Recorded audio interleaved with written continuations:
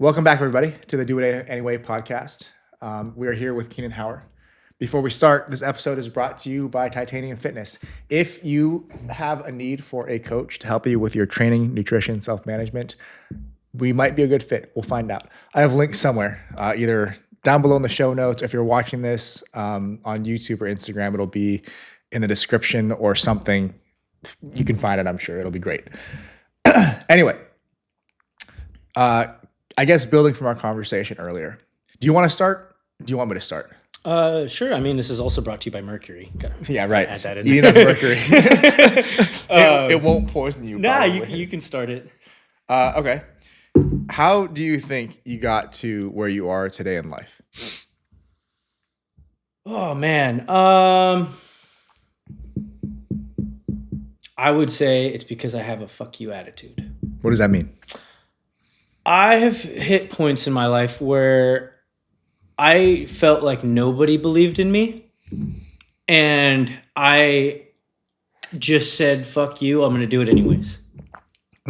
Great motto. And it's funny because it's probably my single best trait. That's why I'm still on this earth. And it's also the thing that kind of holds me back a little bit. Okay. And so but the resiliency, you put me in the fire, you put carbon in the fire and it's diamond, or you put it under pressure. I think that's probably the biggest single reason why I am who I am. And it's probably my biggest source of pride. But then it's also like something to let go of at times too. Yeah. Like, in what ways does that not work for you sometimes? I have this tendency, I would say, when I have ever hit like points in life where I'm forced to change, I get hyper fixated and almost obsessive about change. And I do everything I can think of. And I'll work on a personal growth standpoint. I'll work harder than almost anybody I know to get whatever I need done. And that's probably been the best thing for me. I think where it holds me back a little bit, which is interesting, is that I'll look at other people that I want to grow in life and I'll want that for them, but I can't do that for them. Yeah, they have to want it. And so, pressure and demands and that stuff makes me, light up. It doesn't do that for everybody. It's good that you know that, at least. Yeah. Yeah. That idea that, maybe the people around you haven't had as much faith in you. When did that affect you, or when did that matter the most? What do you mean by that? Was there a point in your life where you were like pursuing something that maybe the people around you, as you said, like didn't believe in you? Is there a point that comes to mind where that really mattered to you, like more than ever before? Or more than in recent memory? By matter to me, do you mean more like it helped propel growth, or like? Could be either, I guess. Okay. Right? I mean, I guess the easiest one was, so when I was a kid, we called it Jurassic Park, but the family would get together and it was just, you would get roasted alive. I mean, I think I had a name for it. Could not be sensitive in my household. Yeah. But like my entire family's nickname for me was Little Bitch. And still is. Yeah, right? Dude, I mean, like, it would if I talked to him, but it's just one of those things where, like, growing up, I was constantly told that I was useless. And so, or even just like, by who? So everybody that was around me. I mean, role models, parents, like family members. Did you feel like that was true? No. I think there's a part of you that starts to believe it internally. And maybe when I was younger, for sure. But I think like for fitness, for an example, like I got so many people just called me small that I was like, screw this, boom, let's get big. And like that was not a healthy outlet, but it also created probably the best things in my life. Because I had something that I was made fun of and looked down upon by everybody close to me. Yeah. And I turned it into something that was probably my biggest strength. And so whether or not the outlet was healthy, I think it wasn't. And I learned that, at least it was nice. I probably learned it around 24. But the like, F you, I'm doing it anyways mentality, and the like, I don't need anybody to believe in me, I believe in me, that stuck around. And that was like probably the biggest propeller for growth for me, for sure. Yeah. I think that I mean, it sucks that you had to deal with that when you're young. I mean, everybody deals with something, I guess, but Yeah. it's almost like if you are told so frequently Yeah. that anything is true, you'll eventually start to believe it or at Yeah. least question, You right? do a little bit. Especially when you're young. Yeah. Have you ever seen it's funny, have you ever seen Avatar: The Last Airbender? Of course. Dude, so when people are like, "What was your childhood like?" It was literally I watched that show. I finished it the other day, but because it's my comfort show. But I was Zuko. My sister was the prodigal genius narcissist in Azula, and my mom was the firebending lord. Like I literally just connected with that show so much because that was my household. Strength was over everything. That's crazy. Our family motto was called "Leave the Weak." And it was keep up or die cold and Your alone. family had a motto? Our family motto was leave the weak. I kid you not. I remember we were in Japan, actually. I was totally telling you about it. We were in the Hilton Hotel, and me and my sister were fist fighting in the lobby. How long ago? I was maybe 11. It was a year ago. I'm just kidding. But me and my sister were fist fighting and fighting over who got to push the button for to get to breakfast. Right. And my dad's like filming it, thinking this is hilarious. And my mom's like egging us on, and we're literally like rolling around wrestling. But like that was just, and my sister was older than me, so I didn't have any physical advantage. This is how Kenan's family got banned from Japan. They're never allowed to return. Dude, we have a video, and it literally says it at the end. It was like, we're not allowed in the country again. But like that was just kind of the mentality. It was like, you're going to be a CEO.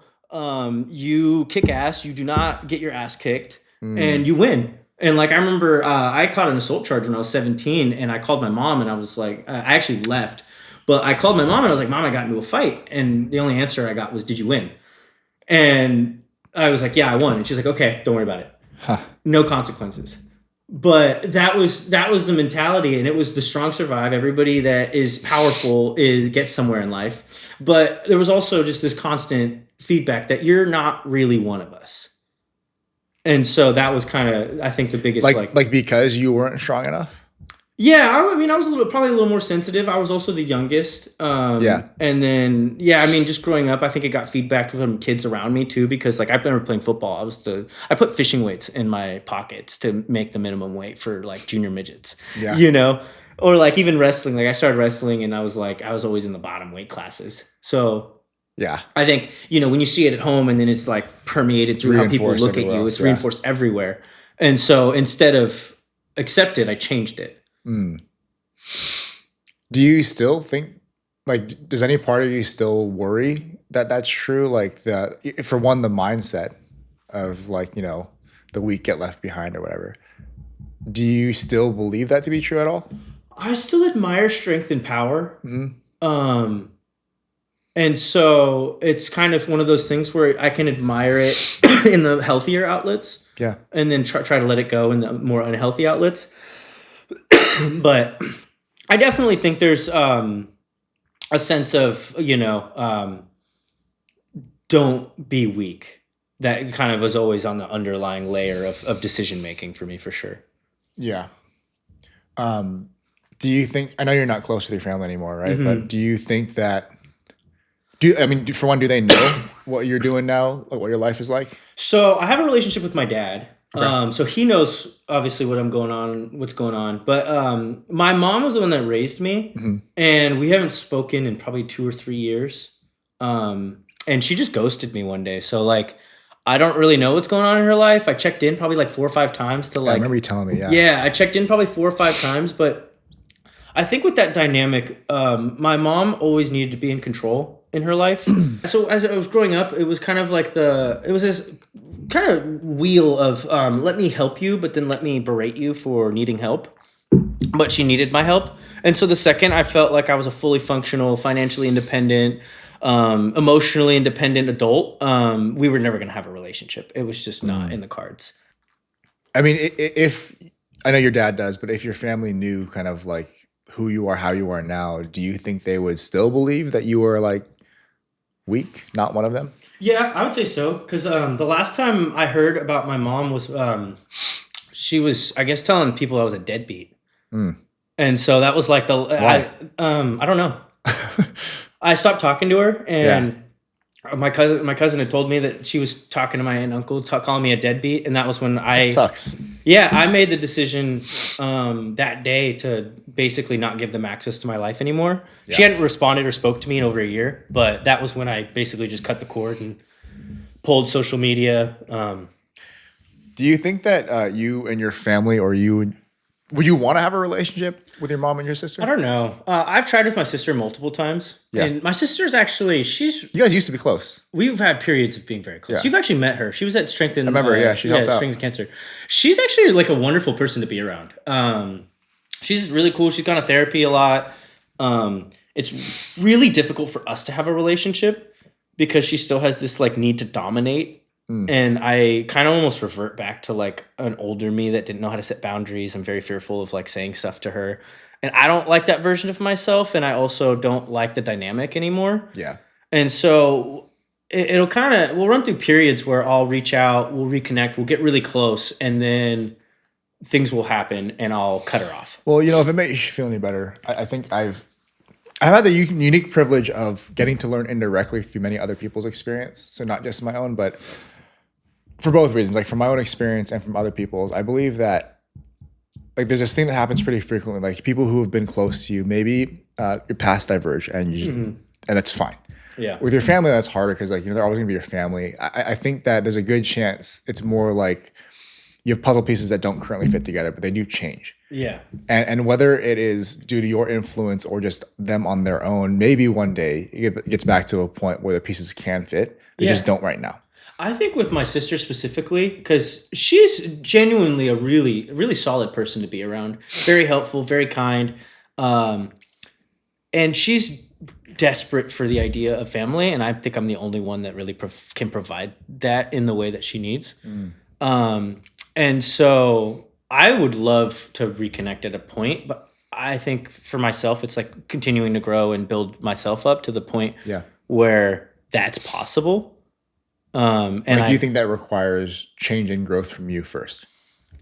I think it's the ability to, it's like with most people, I'll set boundaries and it's no problem. I don't even think about it. Yeah. I've gotten really good there. And then, you get to take a step further with friends, still really good, up to maybe really close friends. It's a little harder, obviously. And then every layer you go of depth, the requirement in order to hold those boundaries and set them healthily and, react positively gets harder. So, romantic relationships then provides a challenge, setting and keeping boundaries. But then like with the family element, it's like they see you as this former you and they'll treat you as this former you. And, I think the aspect of growth is how do I approach the topic and truly wholeheartedly approach it as I am a different person and I will act in a way that like commands the new me. And so that. Have you ever tried to have that conversation? With my sister? No. I think that's probably something that's down the pipeline. Yeah. I've been in therapy for a while and I remember my therapist was like, oh, do you want to, restart a relationship at all? Yeah. And the more I talked, the more I was like, hell no. But at the same time, I think there's a day that might come. And actually it could be sooner rather than later where I'm actually more open to it. Yeah. I mean, I think you should time it however you do, but I do think that, I know that you guys were close and I think that you are both good people. I don't know her that well. I don't really know her at all, but you've told me that she's a great person. So I believe it.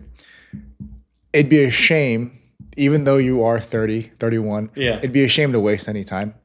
But yeah, I mean, I think that there's a good chance if you feel like you want to, that's another thing that maybe like a principle to hold on to is that a lot of times people who like have a falling out, I'm willing to bet a lot of times when that happens, like both parties don't want it to be that way.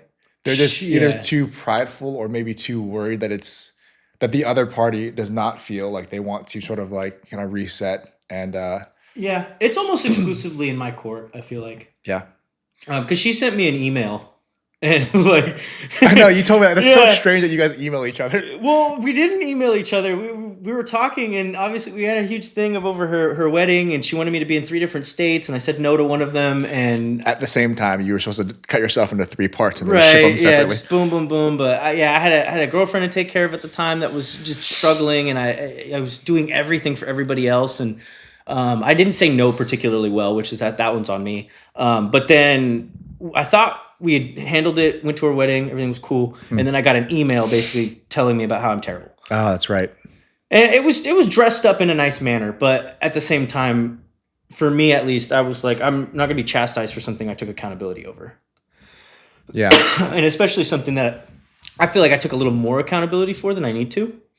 So I looked at it and I was like, I'm not reading that. I'm not reading that. I'm not responding to that at all. And I never have. And so I don't know, maybe one day will come where I think I have maybe more faith in myself in order to be who I am now. Yeah. With people that still see me as somebody who I used to be. Are you happy and proud of like the man that you are now? Yeah.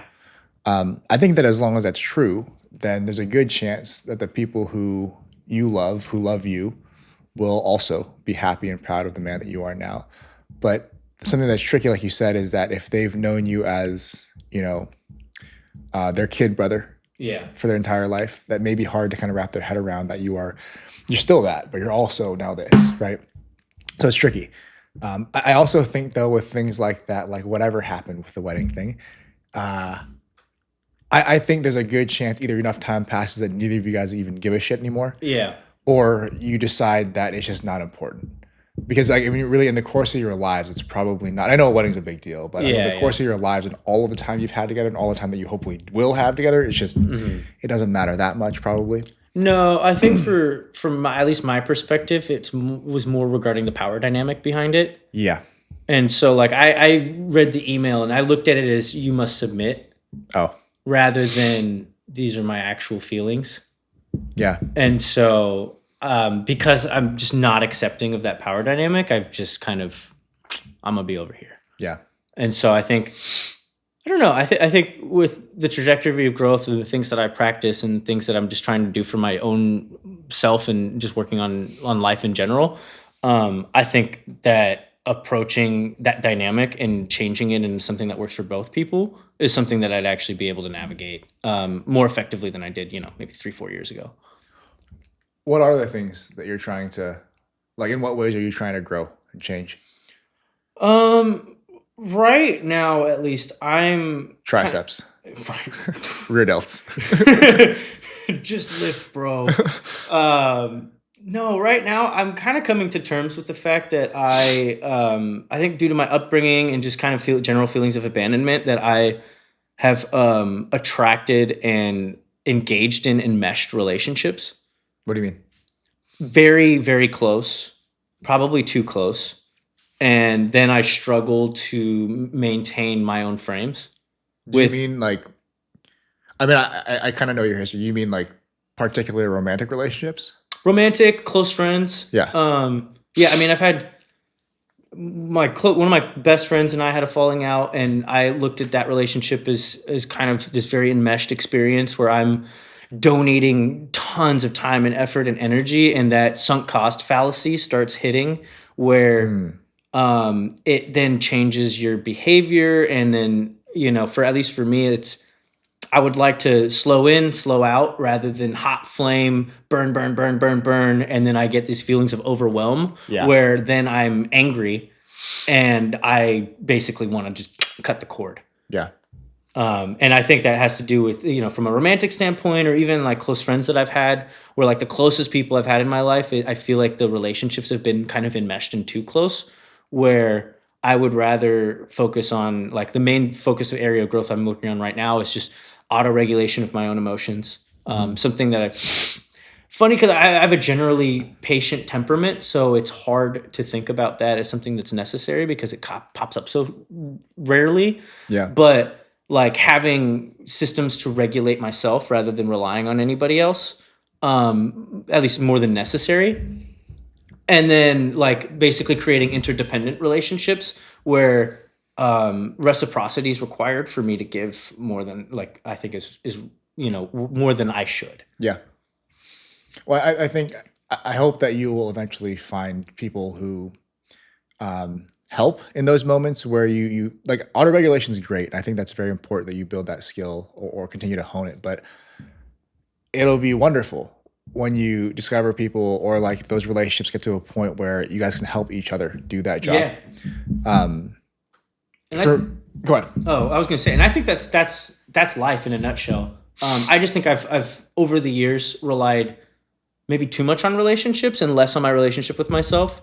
Because I think, you go to the other side of the fence where it's like, I'm fully independent, hyper independent. That's usually a trauma response to begin with, but it's, it's too far to one side where you're never going to be completely, we're social creatures. You're never going to be completely dependent on yourself. Yeah. But there's also moments where maybe you need somebody and they don't have the capacity. Then you can either look elsewhere, in terms of other friends, other people, other support networks, or you can look inward. And it's kind of, I don't know, creating that perfect, concoction of all three. Yeah, having all the tools is definitely better than having one or none. But yeah, I do think that it's, like in my experience, my relationship with Christine, for example, I think that's been really cool because even in moments like, let's say we're arguing or we disagree about something, it's nice in one sense that, we may disagree, but even if not like very explicitly, I think that she's helpful. Just existing how she is helpful because I have a good reason then to like handle things in a way that I would be proud of later on, like to not like lose my cool or to say things that I regret later. And like, to be fair, I don't always do a good job with that. I know that, but I do think that like having somebody who matters that much to you helps a lot, but then also having somebody who's like very capable of like regulating themselves or helping you regulate yourself is kind of like the highest aim. It's just, it's hard to build toward that. Yeah, no, for sure. And at least my experience is, it's funny because like I had one serious relationship where I felt like I was responsible for their well-being, and I was like, I can't regulate your emotions for you. That's your job. Leave me alone. And then I remember you telling me that. go into another experience where I'm like, I want somebody who's independent, and they're so independent that I feel like I'm not even a part of their life. And I can't rely on them for anything. I can't bring up anything. I can't, what's it called? Co-regulate, which is the optimal goal. And, where I was looking inward is both things kind of settled into that early enmeshment where you get this hot flame. Yeah. And then when it settles in an optimal position. Because it's like you can have one person where they want that hot flame to be that hot all the time. And I'm like, that's not realistic. Yeah, that's not a real thing. And then, the other side of the coin where it's super hot and then it's not, and so it's like, where is that perfect interdependent relationship where I can rely on you, but you're a fully functioning adult and I'm a fully functioning adult, and we can have this nice relationship where we can propel each other. Yeah. What do you think it takes for you to get to a point where you are like however capable you'd like to be? Like, I don't know if, are you currently dating? Dating? Yeah. No. Because that was recent, right? Yeah, like 2 weeks ago. Yeah.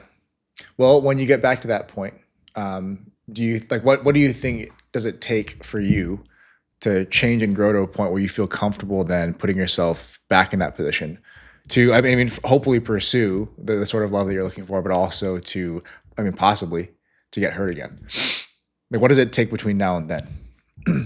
For me, it's building auto-regulation strategies so that I'm not... RPE scale. Right, yep. But, building self-sufficient relationship with myself, building a relationship that's not surrounded around, maybe a need to be needed.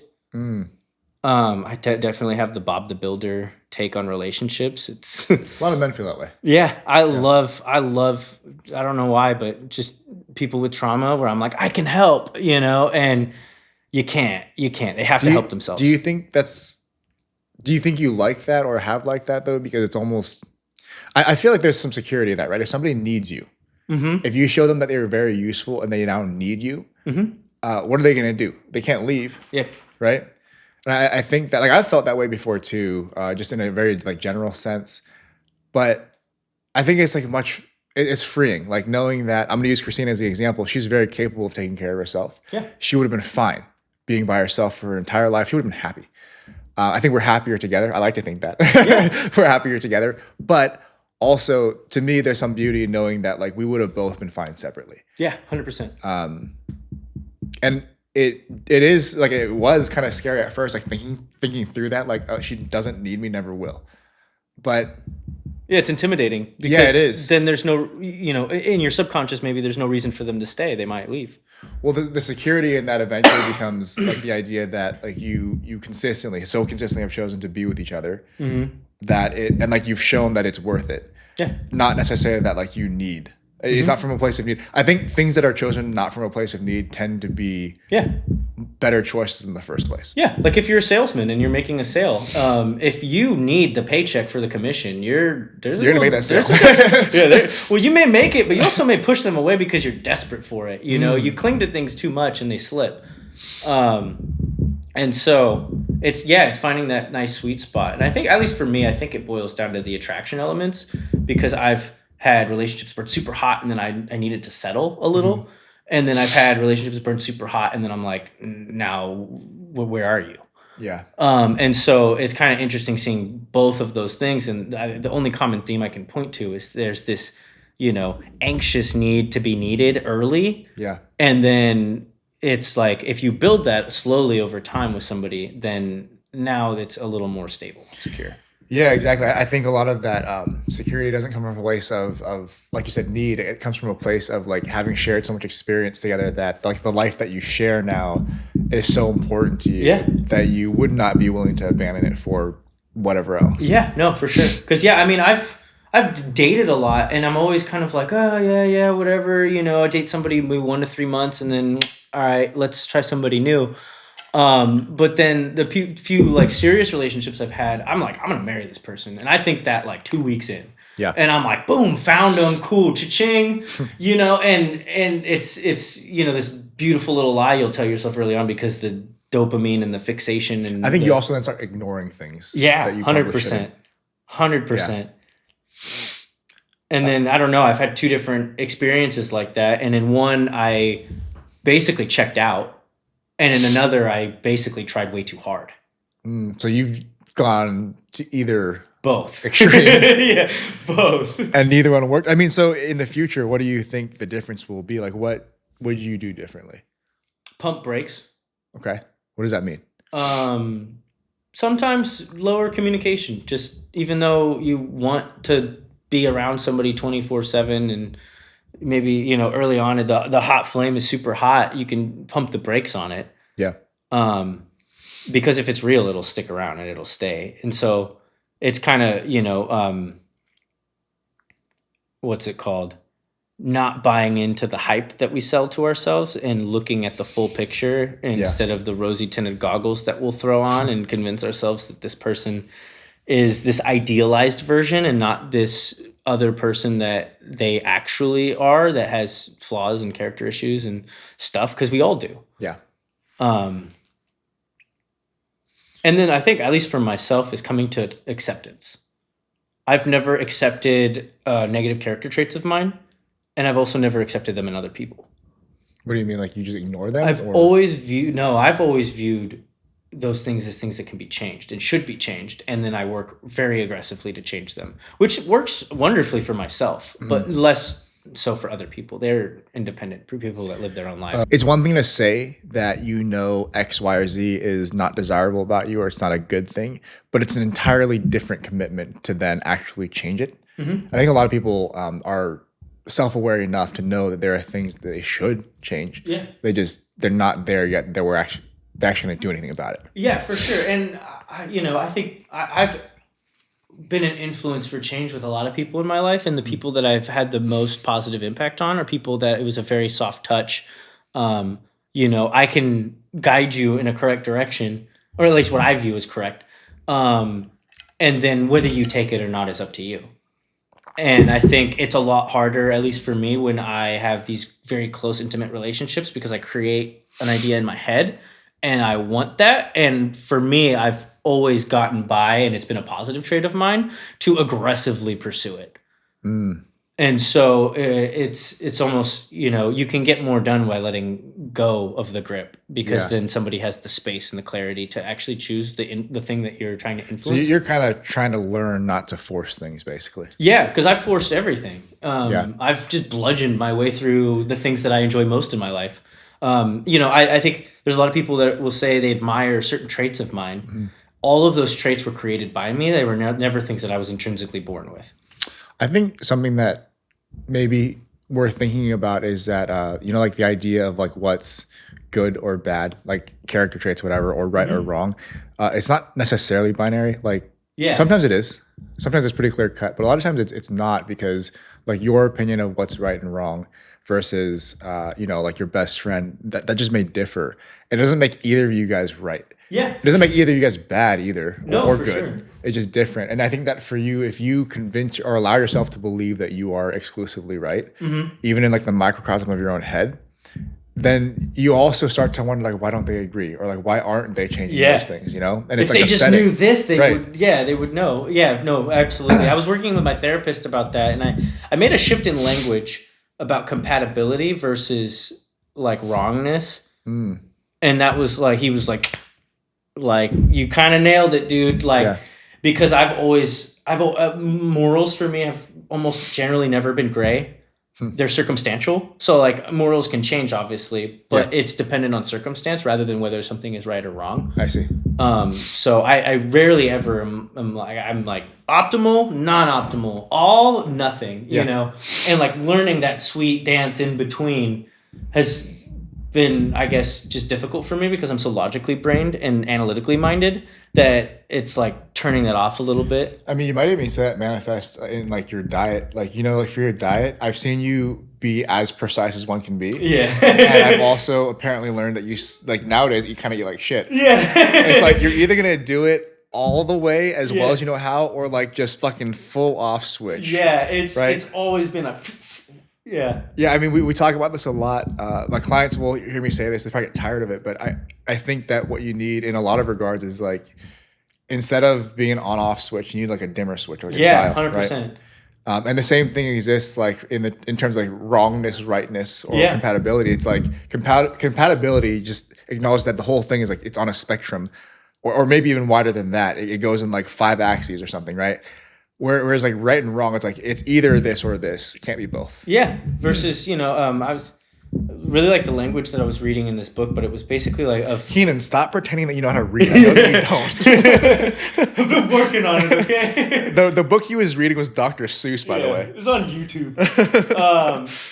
But it was just the action of this doesn't... You're listening to an audio book of Dr. Seuss. The duck may swim across the lake, but my daddy owns the lake. I'm sorry. Oh man, but just having the fact of like, this doesn't work for me or this doesn't serve me, rather than this is wrong. Yeah. Because everybody lives their lives in accordance to normally how they view is, you know, beneficial for them. Yeah, and I think that's something that's been really helpful for me. In a lot of my close relationships, I just assume that the people around me are smart enough and well-intentioned that, like, if they weren't, they just wouldn't be close to me anymore. Yeah. So if I see them doing something or being some type of way and I start to question it, I just assume they have a good reason to be that way and to do whatever they're doing. It's my job then to figure out what it is. Mm-hmm. It's not their job to make it clear to me. Yeah. And if I can do that, at the very least, I still may not agree with what they're doing, but I'll at least understand them a little bit better. Yeah, I think for me, the biggest thing that I've tried to focus in on in terms of my own growth is I've been kind of looking more towards the therapeutic elements because it's a part of being a therapist and it like motivational interviewing. But instead of creating judgments, asking questions and being curious.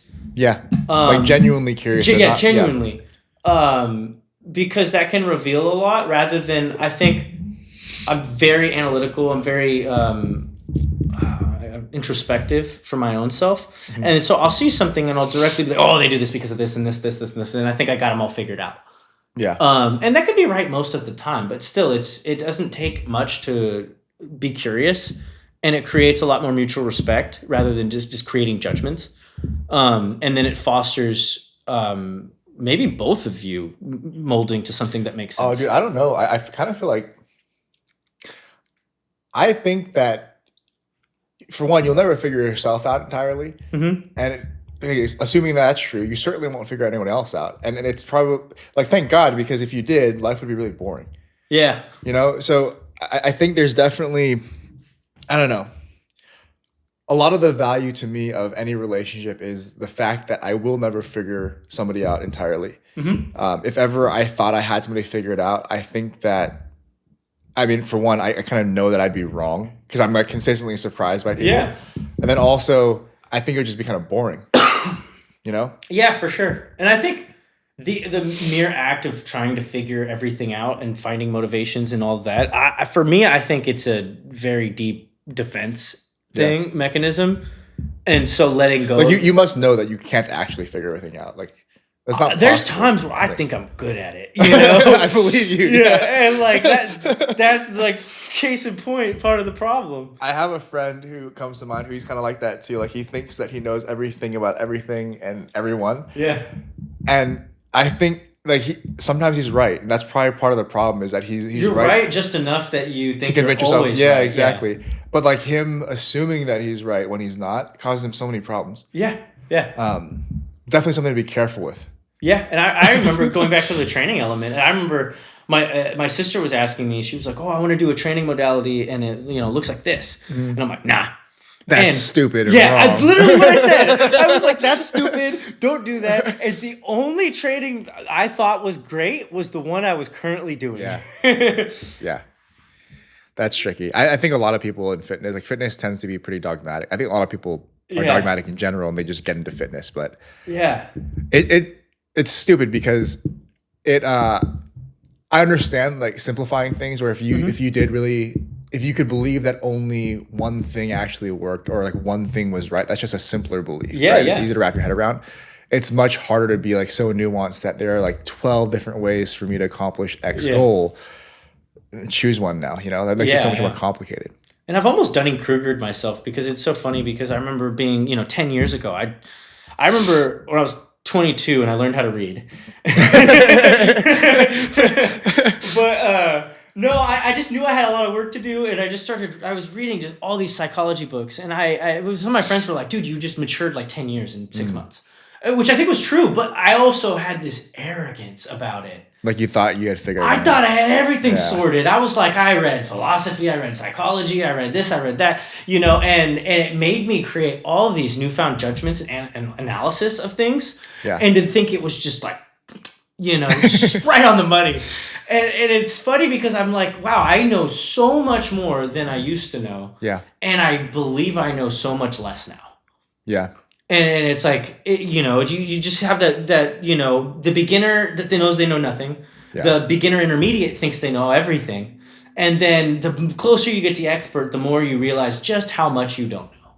Yeah, I think I've been that way in my career in the realm of fitness. I've been that way for sure. Yeah. And it's interesting though, because just at some point I almost think like that's just gonna happen because when you're like so young, and I mean, kind of just too bad for young people, but like when you're so young, you don't have enough time to have like gone through this cycle of, like you said, like thinking that you know everything and then realizing that you don't. Yeah. And like even in the realm of like research or evidence-based fitness, if you want to call it that, there's been so many things where like fairly certain conclusions, it would seem over the course of say like 3-5 years of publication, that's like, okay, I'm sure this is right. Very clearly this is correct. And then like 5 more years pass, like, oh, maybe not. Yeah. And it's like, it's interesting because like nothing really changed as far as like methodology, just like maybe data is slightly different or the conclusions that you draw from the same data changes. Mm-hmm.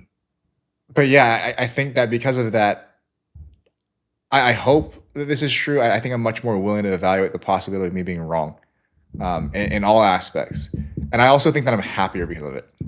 I agree with that. I think because lately I've, either offered advice or I've offered my take on something, and it almost feels better where I'm like, hey, I might be completely off here because I have limited information, but based off the information I have, this is what I see.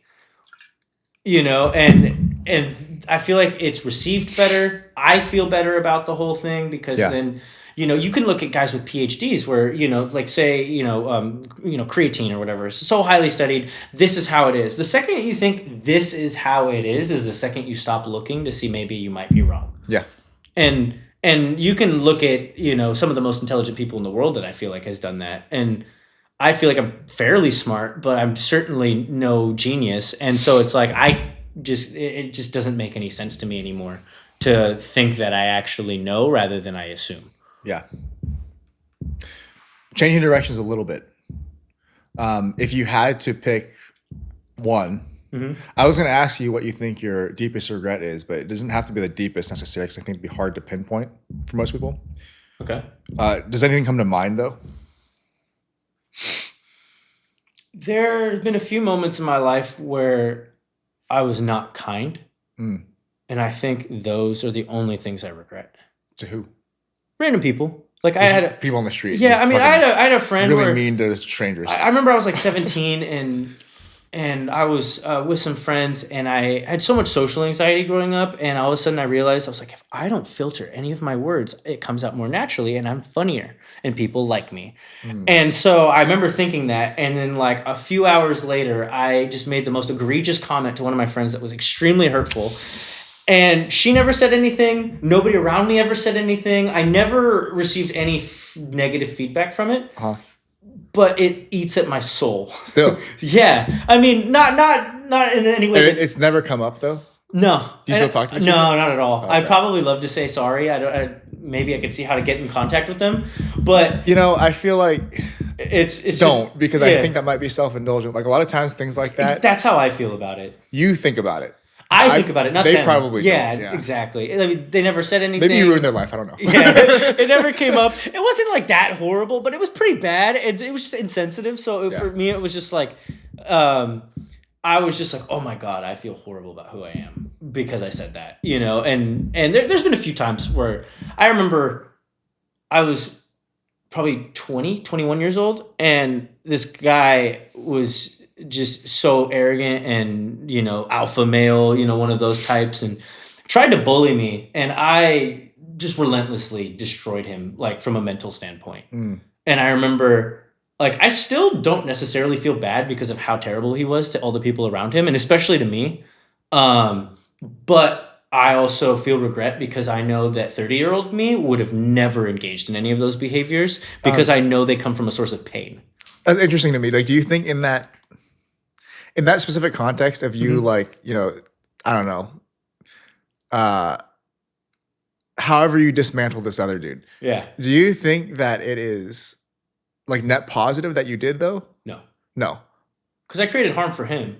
Right. But okay, here's the thing. In my head, something that I think about sometimes is that I'm not saying that you should have or shouldn't have, but that guy, he will go through his life that way until the universe, somebody in the world, something changes, shows him that maybe he shouldn't. Yeah, no, for sure. And I don't think it necessarily needs to be that he needed to be berated by you or somebody else or whatever. He needs to get his ass kicked. I don't think it's necessarily that. It could be anything else, but sometimes it is that. Yeah, I mean, dude, I remember I told him he was so fat he'd feed the Donner Party for weeks. Like it was pretty brutal, and like. It's one thing because that's where I would say like in terms of regret, like I don't feel bad too much because I'm like, like there were shots thrown in my direction long before I ever reacted. Yeah. And I'm generally kind, but in that aspect, it was like, oh, I bullied the bully. But then I don't know, you get older and you realize that the bullies are bullies. He was hurting himself. Yeah. I knew brief parts of his relationship with his family, and it was bad. And so, like, do I regret what I did? Not necessarily. But I do know that, like, me at 20 versus me at 30 would approach that very differently. So it's more like you're grateful now that you have the restraint not to be involved in stuff like that. Yeah, for sure. Yeah. But your deepest regrets then are things or instances where you felt like you were unkind. Yeah, because I think I'm naturally kind, and I let, my own say, like, there was a while where I was a huge troll online. And so, like, there were so many times I was just so mean. It was a week ago. Yeah, stopped yesterday. Just bullying children on RuneScape. Yeah, I mean, I don't know. It's just you get on the power trip, you feel weak, so then you feel strong toying with people online. That's interesting. Yeah, I wonder if that's why people do that. I mean, that's why I did it. I remember, I was a huge troll from like 19 to like 21-ish, maybe a little more. Horribly toxic internet spaces. And I just got off on the power of feeling like I had leverage over other people's emotions because At the time, I felt like a complete failure. I couldn't do anything for myself except for go to the gym. Yeah. And so I was so unhappy with who I was that I just went straight onto here. And You made other people unhappy. yeah, I got dopamine and power, feelings of power for the first time in my life, and it was addicting. Why does that feel good? Because I think you're, at least in my perspective, I was in a position where I was used to being preyed on. And for the first time in my life, even like growing up. Yeah. Yeah. Okay. And for the first time in my life, I didn't feel like a victim. I felt like the hunter, so to speak. So like you're no longer the prey. Now you're the predator. And it's almost like, you look into dating and there's these guys where they're like super nice and they're like, I'm just gonna be a dick. And it's like you become a dick and you feel powerful because there's women with low self-esteem that will respond positively to that behavior. And you'll feel like you're a better person, but it's a lie. Yeah. It's a lie you sell yourself. And you'll never get a really strong, healthy relationship with those kinds of behaviors. You have to find the space of, I can be kind and I can also protect myself and put myself first when I need be. Yeah. That's interesting. I wonder if there's a lot of people who are that way online who are that way for the same reasons. Like I often think that when people are mean to each other online, I think a lot of it is just because like they can be. Like there's very little consequence. There's less barriers. And also like in certain spaces it almost starts to seem normal. Like people are just really mean to each other in general. Yeah, for sure. But I also doubt, like people aren't, it doesn't seem to me anyway that people are like that at all in real life. I could be wrong. It depends. I think the reason why you might have that perspective is because you're somebody that respects yourself. And so people will subconsciously or consciously respect you and they know what they can and cannot get away with. But when they see somebody that would allow that kind of behavior to happen, the wolves will come out. I see. At least that's been my experience. It's why you'll see all these situations where somebody that's been through a traumatic experience and they repeat it and repeat it and repeat it and repeat it. It's because the people that would prey on whatever their weakness is or vulnerability, they can sniff that from a mile away and then start feeding on it. Yeah. I mean, I wonder if maybe I'm not paying that much attention to, like, I like to think that, like, even when I, like, separate me from it, like, even when I go out in the world, I don't feel like I see people being that shitty to each other. But again, maybe I'm just not looking for it that hard. Yeah. Or, I mean, we all, I have to tell myself all the time, I feel like we all live in echo chambers. Yeah. And so, like, the second you step out of, maybe a regular routine experience and you go into, like, a culture where it's completely different and you see how everybody behaves, and you're like, whoa, let me go back to the things that I like and the people I enjoy. And we kind of just filter as we move through life. Yeah. If you could go back in time and speak to young Kenan, is there anything that you'd tell him, like any sort of advice that you'd give him? I think all I'd say is that you're going to crush it. Yeah. Why would that be important for him to hear? I didn't think I was capable of doing that. I remember 19 years old, I told my mom, I remember just crying and I was like, I'm not good at anything. And then I remember... Crazy thing for you to say, because like you had done quite a bit, even by the time you were like not even 19. Yeah, actually kind of funny. Like I'd been to a lot of places, done a lot of things, but I felt like I wasn't good at anything. And it was kind of funny because I started reading these books and they're like, oh, like it's as simple as like brushing your teeth. And I was like, I couldn't do it. When I was like that age, like I could not get like normal, basic, healthy habits, And it was so defeating almost to read like, oh, it's just as easy as doing this and you do this in your day-to-day life. And I'm like, I can't, like that was so hard. And so I don't know, it's just, you get told and treated and experienced in this way. So you just kind of, part of me didn't believe it. And then part of me, I think even still does on like a small basic level. And so like telling younger me, it's just like, nah, dude, you're going to crush it. Like you're going to do a lot of things that you don't even think you can do. You say like, even you now, some part of you doesn't believe that. Why not? I don't know. It's just the most familiar element and like the raw element of yourself. Like, do you not feel like you've provided yourself with enough proof though? That you will do most times. I think once I get into the more intimate aspects of living, I think there's still residuals there. Yeah, like it's kind of ingrained in you almost. Yeah. What would it take though to change that? Will it change? That's a big question. Maybe not. Yeah. I think the biggest thing is just I'm putting my foot forward and I was constantly just trying to do things that I didn't think I was capable of doing. Yeah, the thing is, like, you might be wrong. Like, you could tell yourself, "Oh, I'm going to crush it." You could be wrong about that, right? Like, sometimes Yeah. you will be, but I think that mindset going into anything is the right mindset to have, because if you don't, your chances of success decrease. Whether you believe you will or you believe you won't, you're right. Yeah. Well, I don't know. There's sometimes that you probably believe that you won't, and you still will. Like, Yeah. dude, it's so funny. Christine ran her first half marathon recently, and I found her when she was, I'm not exaggerating, she might have been a tenth of a mile from the finish line. Yeah. So I ran with her, and I was like, "You got this. It's gonna be fine." She's like, "No, I don't know if I can finish." I was like, "What are you talking about? Like, you can see the finish line right there. You're like that close. You're not gonna quit now." She's like, "No, I think I might quit." Yeah.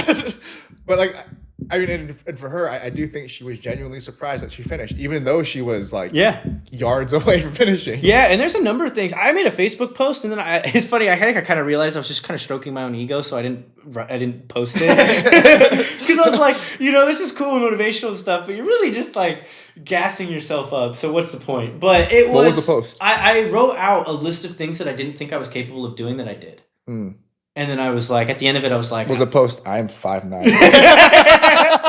Dude, my dad was 6'2". I thought I was going to be tall. I was so screwed.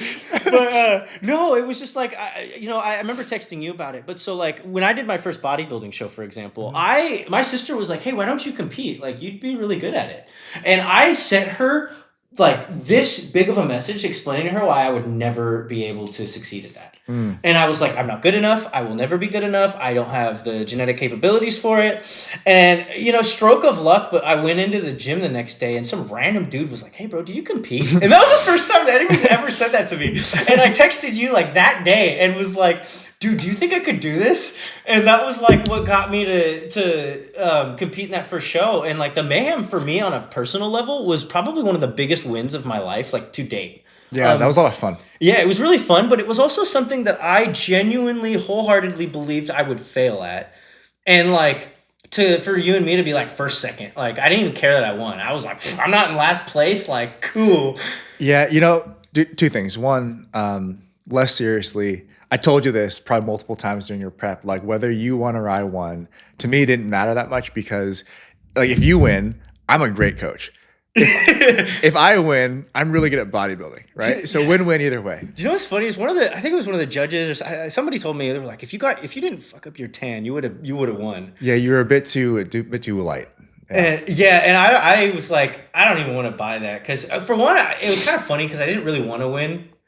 It's funny, at the time it almost felt disrespectful because I was like, no, I think that I would have been.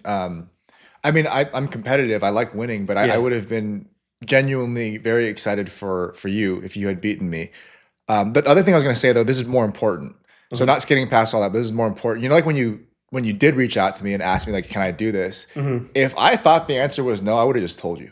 I'm glad, but there have been times when like somebody comes to me for, say, like a competitive prep, whether that's for bodybuilding or a strength sport, whatever it is, and they'll ask me like, "Is this realistic?" And I have to tell them no. Yeah.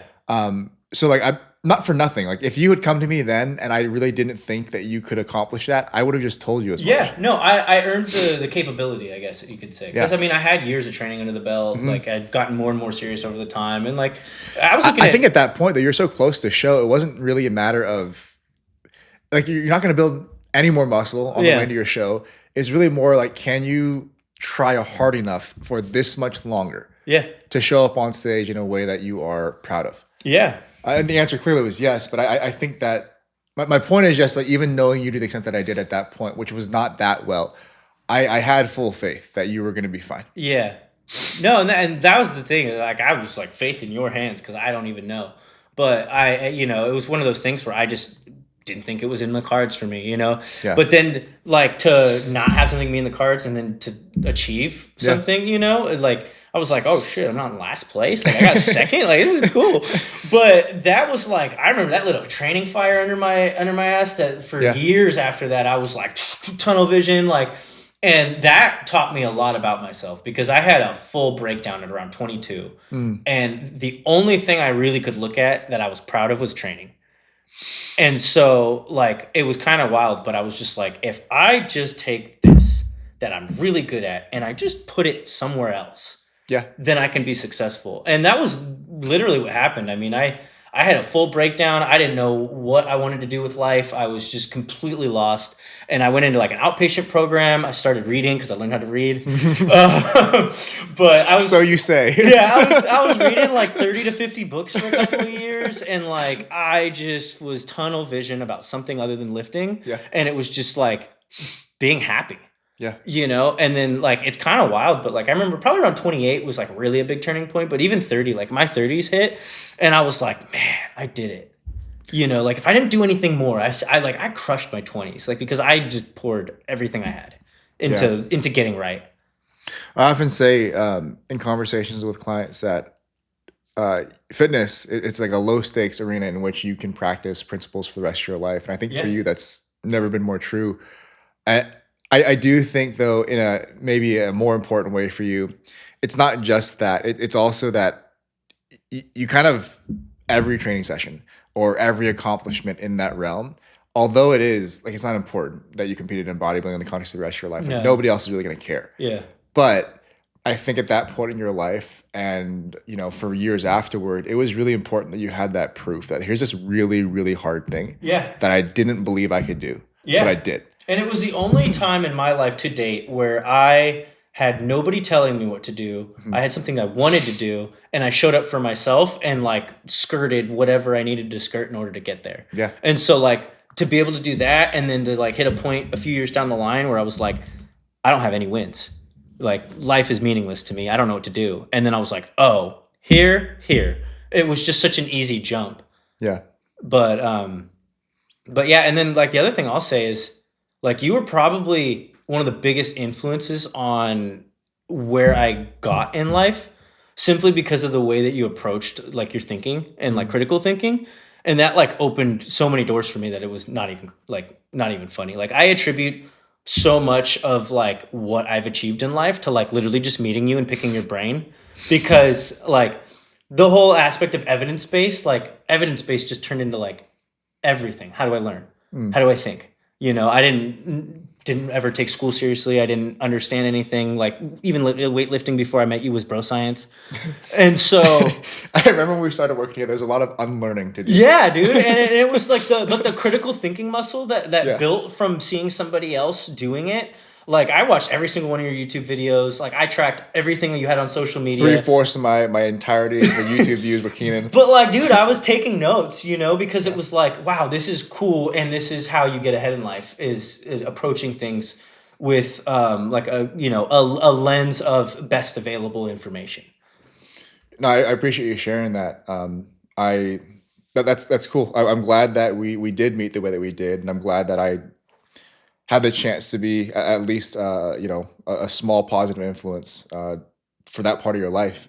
I also do though think that like whether you think about this or not, like however I was and however I am, it's not necessarily like just me. It's a result of like so many other people that like I look up to who helped me a lot to become however I would like to be. But yeah, I mean, because what you did for me was relatively small, but it changed everything about how I interacted with almost anything, beyond. And it's kind of interesting because I was thinking about it driving over here, but I was like, everybody has somebody that they look towards. Mm-hmm. And like, you were that for me, even though we were the same age. It's kind of weird, but like you were that for me. And then like, I can think of multitudes of people that were like I looked up to you and you showed me how to live life in a way. And I'm like, I didn't even think I was doing that much. Yeah. But everybody's in a certain point. And like, for me, I'm like, I could think of my position right now where people could kill to be in my position. Yeah.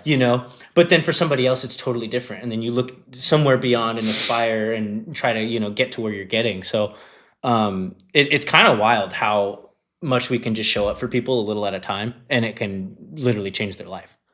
Yeah, it's an interesting thought, right? It's like you should aim upward always, I think, and wherever upward is for you. But I think it's also good to be mindful that not to place undue pressure on yourself or to conflate any of the things that you're doing, or that I try my best not to conflate anything I'm doing and make it more important than it is. But there's always maybe that thought that somebody might be watching. Yeah, and that you should try your best, not necessarily just for that reason, but you should try your best to make sure that you're a good example. Yeah. And that maybe that you'll be proud of what you did when you are older, or young you would be proud, or that kid who's looking up to you, has a good example. Yeah. I mean, I can think of times where maybe I slipped, and people were disappointed in me that looked up to me. Yeah. And I'm sure That's you've had tough. those moments too. And then you have other moments where maybe you showed up for somebody and it completely changed their life. I mean, when I was working with kids, I could point to, I don't know, maybe 3 to 5.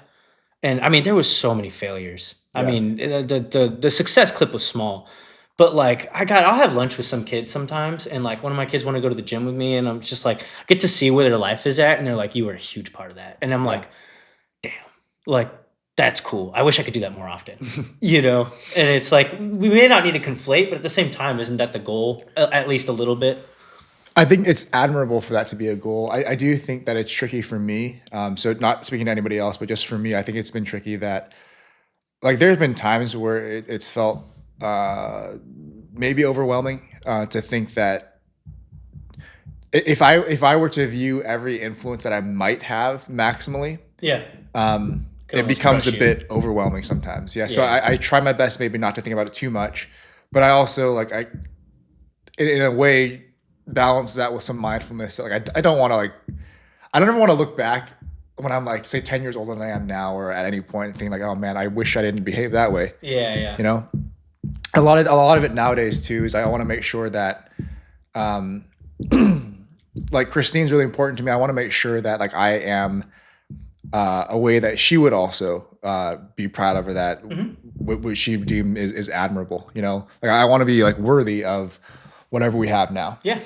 But yeah, it's tricky to find that balance. Well, it's like there's times where you need to take your flowers, and then there's other times where you need to stay grounded, and it's like jumping between the two. Sometimes it might be in the same day, sometimes it might be weeks on end, and it's just, whenever I guess it feels appropriate, it's like to understand the impact Yeah. and the weight, but then at the same time, you can't drown in it. I don't know why I just remember this, but something that it's kind of funny, but it's honestly just really sweet.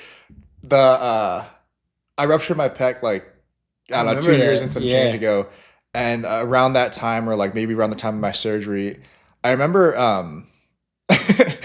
So one of the guys that I know from the gym, he's like a little younger than me, and there's like a group of guys that I just knew from the gym. Not like a group, like they all hang out, but it's like just people I knew from the gym. Yeah.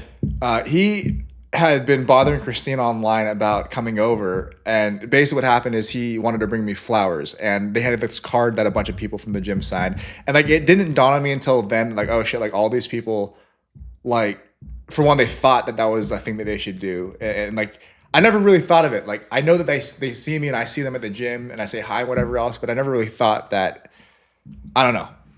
It was a really nice thing for one, but also it dawned on me that maybe some of those guys, especially the younger ones, I hopefully have only been a positive influence on them. Yeah. I mean, we can only do what we can do. Yeah. But that was a funny experience. I still have that card somewhere too. The flowers died a long time ago. I guess my question for you then is, I mean, being a positive influence is probably a big reason why you started coaching. I mean, what drove you to that avenue? Was it just because you were passionate about weightlifting and that was a way to monetize it? Or was it more like intrinsic in terms of the actual act of coaching? No, what's interesting is that I always thought I was going to teach in some regard. So like before it was coaching fitness, when I was like competitive in golf, for example, I thought I was maybe going to either play pro and or instruct. Like I really enjoyed it's not because it's not enough to teach well. It's not enough to know the thing. It's you have to know the thing and then also be able to explain it in enough different ways that each person that you teach will understand it. Yeah, like an expert can take a complex issue and make it simple. Exactly. Yeah. So that was always like kind of challenging in an interesting way for me. I think at that point in my life when I started Titanium Fitness, the coaching business, a lot of it was just like maybe just incidental that like a handful of people online were reaching out to me for help. A lot of them were like people like, our age at that time who were getting into competing. Because I mean, that's mainly how people knew me, was from competing in bodybuilding. So they didn't really know what they should be doing. There's no shortage of effort or willpower there. So that was my first client base, was like young people who were looking to get into like competitive bodybuilding and then powerlifting and so on. I think that I really just in doing so confirmed my passion for like teaching people. And then the fact that I don't know when I really understood this, but the idea that fitness, whether it's for like competition's sake or if it is just general population, right? it's a great way for you to build everything else that you need for your life. And where like if you screw up, it kind of doesn't matter that much. Like let's say you would like to be more reliable. And maybe one way you can exercise that is by getting yourself to the gym as many times as you intended to. If you say the goal is 4 times a week, if you only showed up 3 times this week, that's not the end of the world, right? Yeah. But if it's maybe you're a father and your kids are in school and you need to pick them up at a certain time. Yeah, if you're not there, that's a big deal. Yeah. Right. So that's like much higher stakes. Whereas like fitness is not like there's like the next training week, you know, there's always more muscle to build or more strength again and so on. So maybe it's partly that. As far as like, you know, building a career on, I never thought that was an option until it almost was. Like when I left school and I decided that was going to be the thing that I was going to do. Yeah. I thought at that point, oh, this is going to work. This is going to be fine. I'll make enough money. Yeah. I was wrong for a good while, and it was really scary. I remember you telling me about that when it was going on. Yeah, it was really scary, but the financial part of it was not really a big motivator because I don't know why. I always kind of figured I would figure like money out eventually. Mm-hmm. And to me at that point in my life, it was just more important, more significant that I had an avenue by which I could maybe make a living doing something that I was really passionate about. Yeah. That was also a way that I could serve people. Yeah. I've been very like lucky and grateful though that it did work out and it has afforded me a decent living, you know? Yeah. But that I think has as much to do with like luck and just fitness being as big as it is. Yeah. I mean, it blew up in our lifetime, which was kind of cool. But it is funny because I've said this to multiple people, but I think a comment on one of your posts was I was like, I think you're the only person I've ever met where you dropped out of UCLA. And I was like, yeah, that makes sense. He's going to do way better doing it this way. You had more faith in me than I had in myself at that point, probably. Yeah, because I remember you're like, yeah, I dropped out of school. And I'm like, yeah, that makes sense. You don't really need that piece of paper. It's not going to do anything for you. Like, yeah. I mean, no regrets about that, but it was like... Yeah. I mean, it's a leap. Yeah, it's more when it's your own life versus somebody else that's just kind of viewing it and being like, yeah.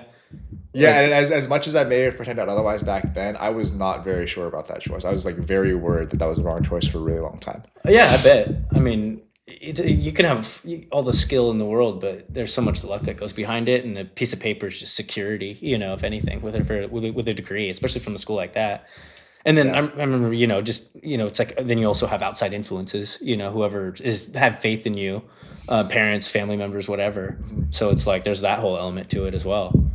Yeah, definitely. Like my entire like childhood, early adulthood, I guess the best way I could put it was like, is a haze. Like there's just this fog over everything. And I was very disassociated to just my general experience. And then at 22, I basically felt everything that I hadn't been feeling for my entire life. Yeah. Yeah, all at once. It's brutal. And from that point on, everything was better. I just had purpose. I gave myself direction and I just gunned for it. And then I think I had a brief moment, probably maybe 26, 27, 28, probably around 28, where I felt like I killed it. Yeah. I did this. And then I think having a relationship where I kind of just checked out made me realize that like there was still those tendencies. And I started working with a therapist because my work, like I got in trouble at work, which for me, like I almost never get in trouble. So just like even the act of getting in trouble, I was like, I'm really slacking and I'm just coasting right now. Okay. And so I got with a therapist. And it went from like, I'll have multiple months where I don't feel sad. And that's, I think, the hard thing for at least me to conceptualize with depression was that I never felt sad. I just didn't really care. Yeah. And so it went from, I'd have multiple months string by where I was kind of dazed autopilot. Let's run it. Yeah, a lot of people describe it that way. It's almost like a really heavy or like overwhelming apathy. Yeah. I just didn't care. Yeah. And wouldn't recognize it as depression. And I then realized I was like, I'm not recognizing this. Yeah. And so got with a therapist who is funny. I didn't really like him at first because I told him I wanted him to just tell me straight up. Like, I was like, just call me out of my shit, please. Like, I want to hear it. I can hear it. And he just wouldn't do it. And probably 8 months later, I was like, damn, those depressive phases went from months to like weeks to like a few days to like, now it's not even, I'm like, oh crap, I'm Like slipping. you'll catch it. Yeah, real quick. And so now it's kind of easy where I'm like an active participant in my life all the time. Yeah. Maybe not all the time, but you know what I mean, most of the time. And even when you're not, you like realize it quickly. Yeah, and sometimes it's strategic. I mean, sometimes you just need to chill out and coast. Yeah. But it's intentional rather than circumstantial. Yeah. What advice would you have for somebody else who is currently struggling in that sense? And I know it's like tough to be very specific because you don't know this theoretical person. Yeah. I mean, there's so much anticipatory anxiety around change that I guess my best advice is do something. Because when I was 22, I couldn't brush my teeth, couldn't keep my room clean, my car looked like hoarders. And doing like basic stuff just seemed really hard. Yeah. And then I remember like I got a lot of handle on a lot of that stuff. And then I was like in debt. And like the idea of like conquering my finances just seemed like insurmountable. Like I was just like, there's no way I could do that. It's a tricky one though for a lot of people. Yeah. And all of a sudden I started doing something, and 6 months later, boom, just what's it called? Something just clicked, and I cared, and I could focus and dial it in. I guess the only times in life where I've been kind of, I guess, bummed out with the experience is when I was just doing nothing. Rather than just doing something. It doesn't have to be efficient. It doesn't have to be great. It doesn't have to be, it could be super small. But then like my experience, I don't know that many people get this experience, but I'm grateful, is that I turned 30 and I was really proud. And I was like, I crushed my 20s. I got so many cool experiences, so many different things. Like my mistakes were mistakes that I learned from, so I don't regret them. Yeah. And so it was like a coming together. It was really cool. And I think for me, it was like I earned that by just doing something, when for a long time I just would play video games. Like that was it. And so I guess, like my advice for anybody trying to overcome depression is that, like making big sweeping changes seems like really hard. Yeah. And a lot of times I would think to change like 12 things. And I would do none of them. And so doing something. Like anything. Yeah. And it could be super simple. It can be a little bit like I nowadays it's kind of dialed into a T where I'm just like one thing. Yeah. And I get that down, and it's a habit, and it can coast, and I can just do it automatically. And then what's next? Yeah. What's next? And so it's like now it's like they've stacked up so much that there's just kind of it's a self-sufficient machine that you've earned, and then you get to feel a lot better about everything. Yeah, I mean, I guess that's a good point. I think in general, like doing something is almost always better than doing nothing, because even if it's the wrong thing, say, worst case, right? It's the wrong thing. Okay, fine. Hopefully, you're just intelligent enough to learn that was the wrong thing. You learn to change, Try something else, right? But if you did nothing, you still have that wrong thing as an option in your head, and you're no closer to finding the right thing. Yeah, and I was watching this therapist talking on YouTube, and he was talking about to build self-esteem, do things that you didn't think you were capable of doing. And that's really hard, but you can do that in small ways all the time. So, I mean, even recently, yesterday, I was like, you asked me a couple years ago, or even maybe like 6 months ago, if like I could meditate for an hour, I'd be like, hell no. Yeah. And then 3 weeks of trying it, and I was like, I'm doing it, you know? And so like, I was like, damn, I just did something I never thought I'd be able to do. Or like getting my finances in order when I was around 28. It was like, I can't get out of debt, to, I want to be able to retire. And I want to be able to retire at an age that I can still get everything done and do stuff. Yeah. And so it's like, I don't know, the more you just do something, the more it opens the doors to things that you didn't even think you'd be able to do. Yeah. Give yourself enough evidence, right? Yeah. And I mean, we always underestimate what we can do in a day, and we underestimate what we can do in 5 years and overestimate what we can do in a day. Yeah. What would you say right now that you are most grateful for?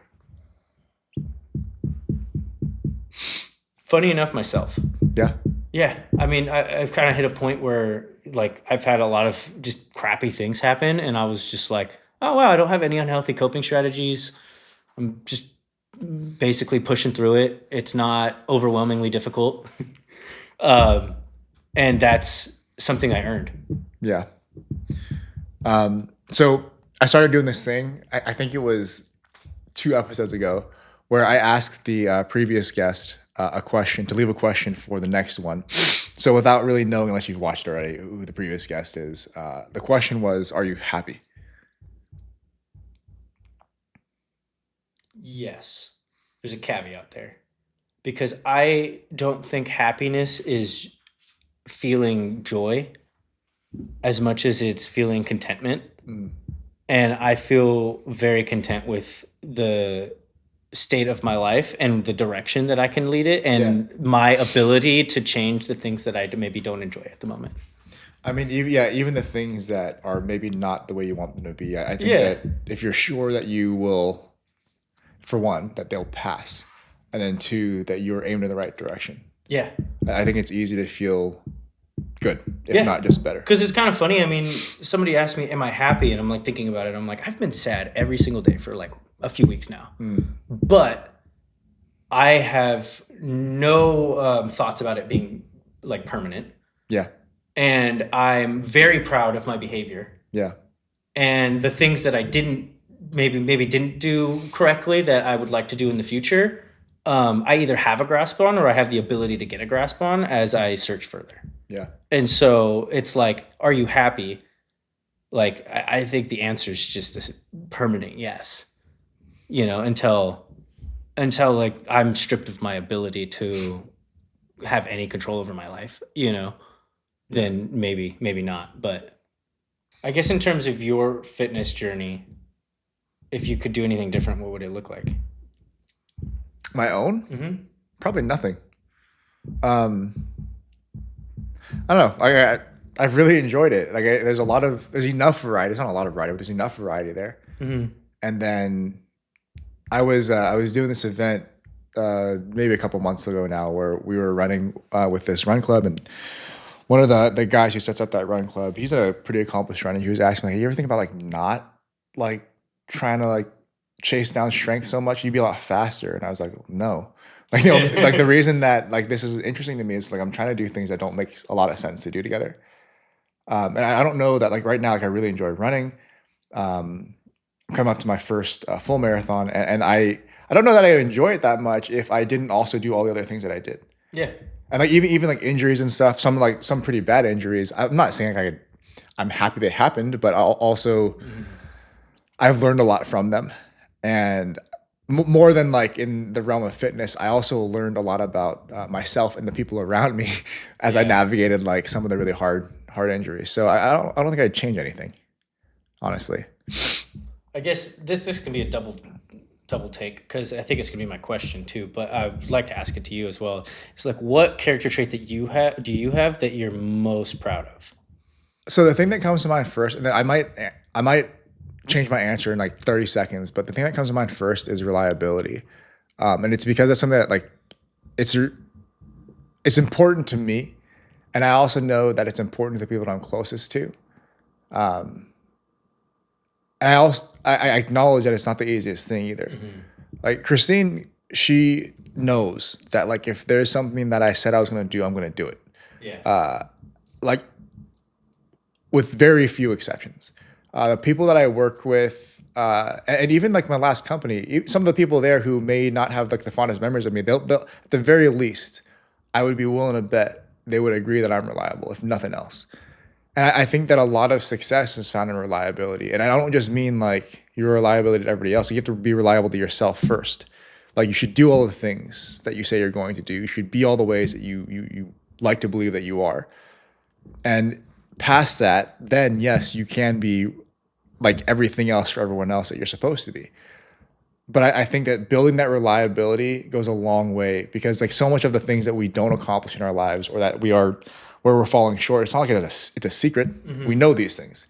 We know we should change things, and we even frequently decide that we will, then we just don't. Yeah. So if we could just follow through more consistently, if we could be reliable to ourselves, I think most of us would be better off. I guess I'll finally learn to read then. You should. Yeah, there's a lot you can learn from reading. But yeah, I don't know. I think so. Yeah, maybe it's that. But if I had to give it another, like, I guess let me put a twist on it then. Yeah. I would feel like in terms of reliability, that's in the perspective of towards other people, mm-hmm. maybe for yourself. What was the original question? Like what character trait of yours are you most proud of?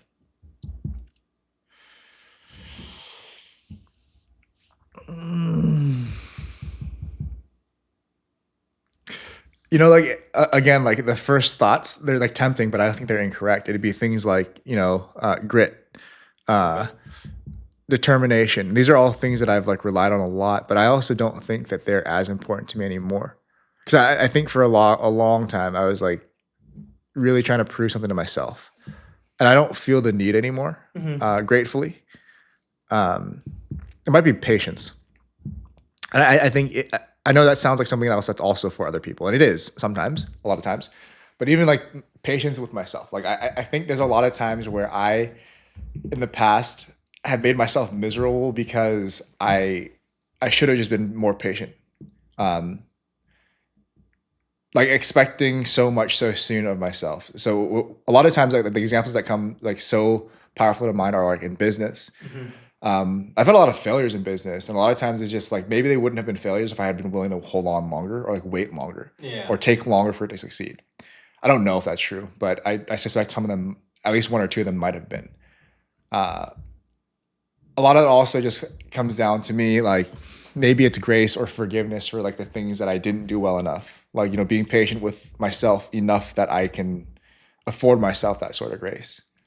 But it's also really hard, it's hard. It's hard to be patient. Yeah, I agree. I consider myself a patient person, and then I can point to a million examples of times where I wish I was more patient. Yeah. It's very difficult. But I think a lot of that, like me thinking that's valuable, it's like good examples around. Like my dad is very patient, probably one of the most patient people that I know. And I didn't really appreciate that so much until I was like an adult, or like even like like almost as old as I am now. But pretty old. Yeah, really, really old.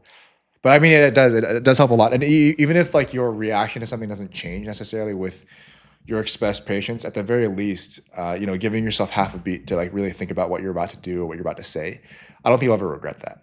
Yeah, I actually agree with that. I think that's the whole part of the meditation for me, is trying to give myself a little extra space in those moments where I haven't had it. Yeah, exactly. And I think that in doing so, like meditation as a practice, I think in doing so, you probably find that things don't actually move as fast as they seem to. Yeah. Yeah. So for our next guest then, how would you ask him whatever question you would ask him? Was it the same question? Yeah, that was what I was thinking. Ask it one more time. So what are the character traits that you're most proud of? Okay. So whoever's on next, I actually don't know who's on next. There's like 3 people who it might be. It's me again. There's 3 people who it might be. So one of them will get that question. Cool. Kenan, thank you for making time. Yep. Coming out here today. I will. Maybe we'll do this again. But at the very least, I will check in on you to make sure that you are not 400 pounds.